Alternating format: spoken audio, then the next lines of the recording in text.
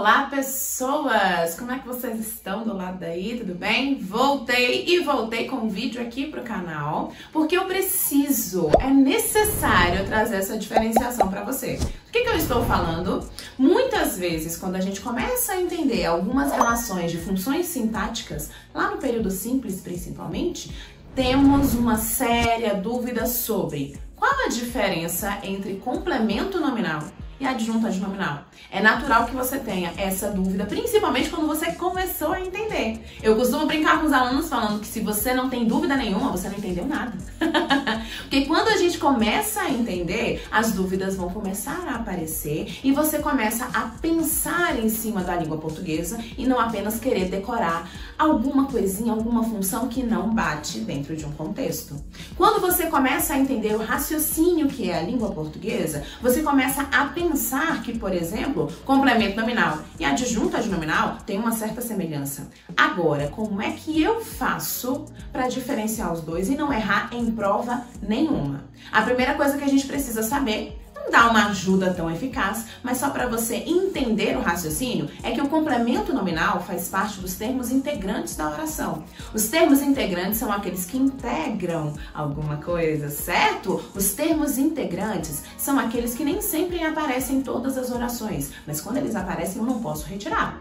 Então, leva-se em consideração que o complemento nominal a gente não retira. Mas o adjunto adnominal, ele tem uma relação que eu posso retirar. Pelo menos a primeira dica funciona dessa forma.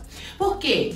A ideia que nós temos do adjunto adnominal é que ele é um termo acessório. Termos acessórios estão ali como enfeites, como informações a mais, e eu posso fazer uma retirada. Só que só essa dica por si só não nos ajuda em contextos muito grandes, em palavras, períodos ou textos que sejam mais avançados e aprofundados. A dúvida continua porque às vezes você não consegue retirar o adjunto adnominal ou não consegue perceber se é possível aquela retirada ou não para você conseguir fazer a diferenciação. Temos mais algumas informações sobre essa ideia de complemento e adjunto e eu vou entregar para vocês cada característicazinha para você não se perder mais nisso. Deu para entender? Vamos juntos que eu vou te mostrar. O que acontece? Você precisa ter um pouquinho de interpretação para essa compreensão de adjunto adnominal e complemento nominal. Antes de mais nada, você tem que lembrar que o adjunto é um termo que acessório, combinado? E o complemento nominal é um termo integrante. Onde é que isso te ajuda algumas vezes? É perceber que o acessório, ou seja, o adjunto adnominal, ele pode ser retirado. E o complemento nominal, ele não pode, porque ele é uma relação integrante. Combinado? Só que muitas vezes, em vários contextos, você não consegue perceber isso da melhor forma possível. Então, tô aqui para te ajudar. Observe essas diquinhas. E aqui você precisa de interpretação.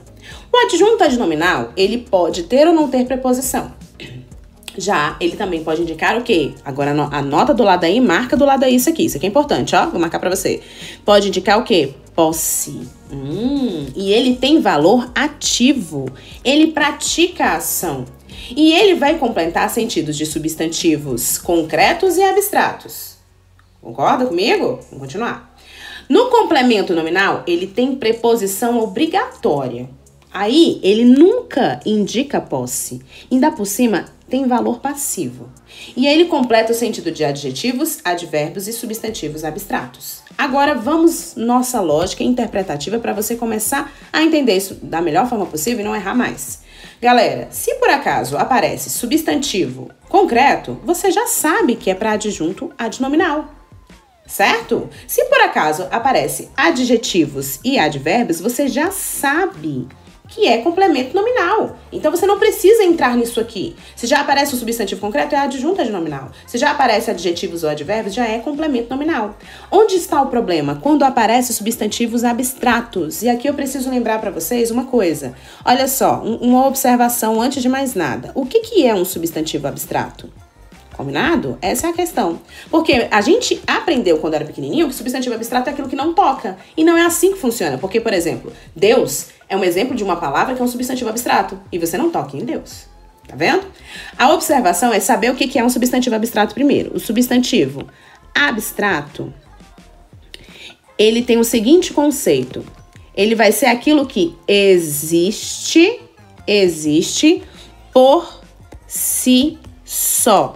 Combinado? Ou ainda, ele será nomes de verbos. Então, senhoras e senhores, ao se deparar com essa realidade aqui, uma palavra que existe por si só, ou é nome de verbo, estamos trabalhando com substantivo abstrato. Então, é aqui que você vai fazer o jogo e vai observar se indica posse ou não indica posse, se tem valor ativo ou se tem valor passivo. Você só vai fazer essas observações que eu marquei em amarelinho pra você se for substantivo abstrato, meu amor. Mas por quê? Porque se for substantivo concreto, só pode ser adjunta de nominal. Se for adjetivos ou advérbios, só podem ser complementos nominais. A dúvida é gerada quando for um substantivo abstrato. Se você olhar o seu contexto, aparecer um substantivo abstrato, o que você vai fazer? Aí você vai fazer o jogo. Então, olha para esse exemplo que eu vou colocar para você aqui agora. Olha a diferença entre os dois. Eu posso falar para você assim, ó. A crítica ao autor foi ruim. Deixa eu apagar aqui. A crítica ao autor foi ruim, certo? Presta atenção no que eu vou colocar para você. Ou eu posso dizer que a crítica do autor foi ruim. Aqui você vai perceber muito bem essas relações importantes de complemento e adjunto. Porque, vamos lá, presta atenção, como é que a gente vai fazer a análise? Primeiro você vai bater o olho, então, antes de mais nada, qual é o trecho que eu quero delimitar? O autor, ao autor e do autor. Você vai observar que esses dois trechos, eles referem à palavra crítica, não é isso? E crítica é um substantivo abstrato. É um nome, é um substantivo que é abstrato. É um nome de ação, criticar. A crítica é o nome da ação criticar, então é um substantivo abstrato. Aí você fala, eita, substantivo abstrato, eu não sei se é adjunta de nominal ou não. Ou complemento nominal, o que você vai pensar? Aí você vai fazer o jogo que eu te falei. Você tem que observar se indica posse, se tem valor ativo. Se indica posse e tem valor ativo, adjunta de nominal. Não, professora, não indica posse e tem valor passivo, então é complemento nominal. Bora ver. Quando eu falo que a crítica é ao autor, o trecho ao autor recebe a crítica. Tem valor o quê? Passivo. Se esse trecho tem valor passivo e não indica posse, adivinha? Isso aqui só pode ser um complemento, o quê? Nominal. Porque a crítica recai sobre ele, tá vendo? Então é algo passivo e não tem valor de posse. Complemento nominal. Agora, olha de baixo. A crítica do autor. Quando eu falo a crítica do autor, o autor é dono da crítica, é uma relação de posse. E é uma relação ativa. E por que é uma relação ativa? Porque é o autor que está fazendo a crítica, não é a crítica que está caindo sobre ele. É ele que está fazendo a crítica. Eita! Então, qual a diferença? Que no complemento nominal, o valor é passivo, não tem posse. No adjunto adnominal, o valor é o quê? De ativo, valor ativo.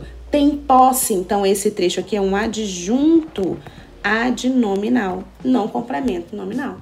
Então, qual é a sua grande questão para você nunca mais errar? E eu espero que você tenha percebido isso. Você só observa essa ideia de posse ou valor ativo para adjunto adnominal, tá? Ou a ideia de não posse, não é posse, não é posse.